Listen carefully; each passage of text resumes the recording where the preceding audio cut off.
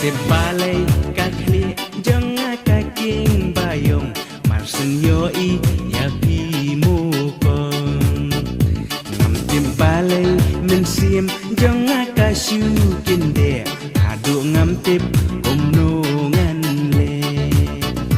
kumbawo ujemi na kejat halinti ngam la klemda kin mau ya pi wat la kasin ningkong bangia kindu men sim jonga pati ratu ya usin tiu baku ban badan jing ilbi langam yo men sim kas ngausi ya usin tiu baku ban badan jing ilbi langam yo men sim kas ngausi ya karu ngalasem ta epan menta kumno kenyan set you maina hamen sim ka jonga dei tang ki sisa dei kumno happy ngan kla ngam tem balai ka kli jonga ka king bayong marsun yoi ya pi mu kon ngam tem balai men sim jonga kasu kinde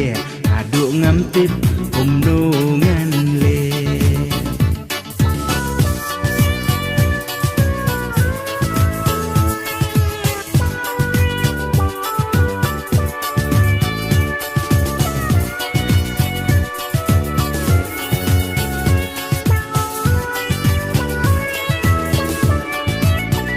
kumbawa ujemi na kejat halinti ngam la klemda kin mau ya pi